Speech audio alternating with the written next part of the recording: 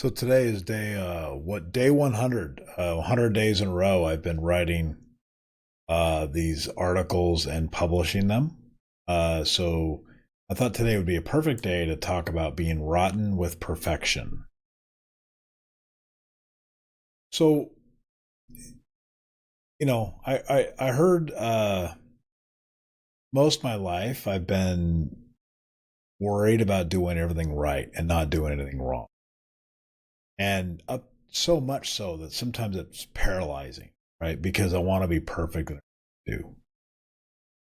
I recently read about an athlete that had what they called the yips. This is a common phrase in the golfing world, but it's also popular in baseball and tennis and other sports.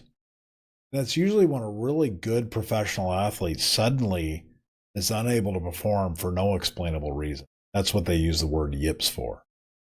But in reality, yips is actually a real thing. It usually comes from one of two reasons: an involuntary shake or movement of the arms, especially the hands, when preparing to go through a motion that you're so good at normally, but suddenly you start having this hiccup in your motion, um, and that can come because of neurological effects, like something's going on wrong with the brain processing to the muscles, or it's happening because of extreme anxiety and it's just causing you to choke.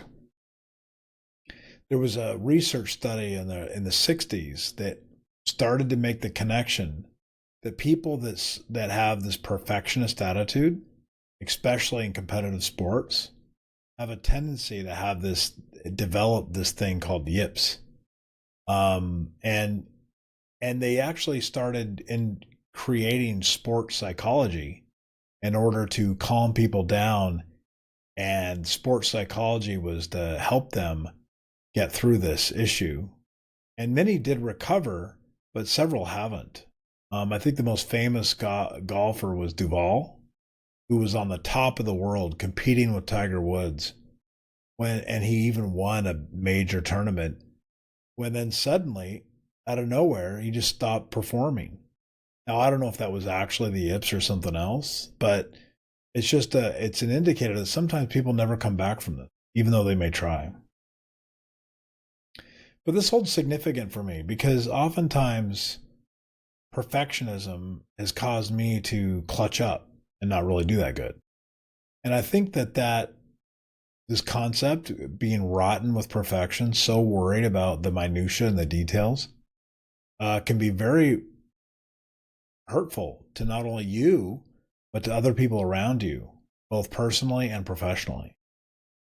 So I kind of started to come to a different conclusion.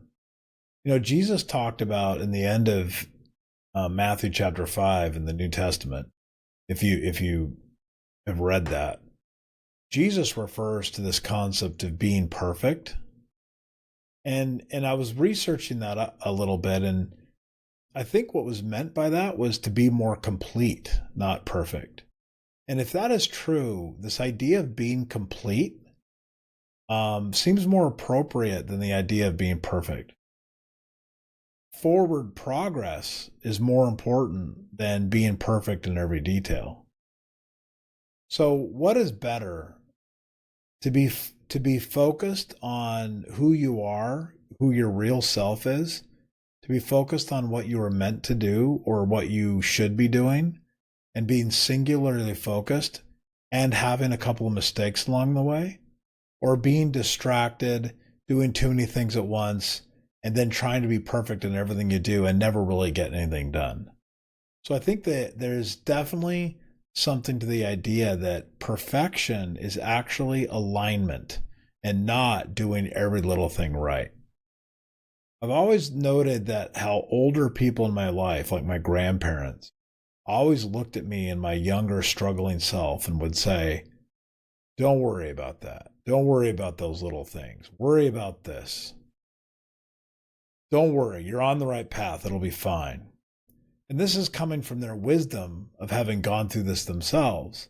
They have perspective.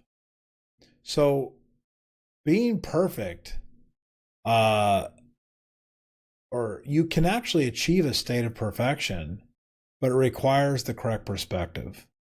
The larger and more long term your perspective is, the easier it is for you to become perfect. And that is because a broad perspective, you cannot see the small little errors. The small little errors are insignificant. I kind of think about that. Like, what if there is a God and God is perfect, but maybe he's perfect because his perspective is so eternal, right? So any little nuances along the way, who cares when it's eternity? Anyway, point is, perfection, meaning the complete removal of error, is not the goal. Perfection, meaning being focused and being aligned with what is good or what you should be doing, is better. And with that, I will say goodbye.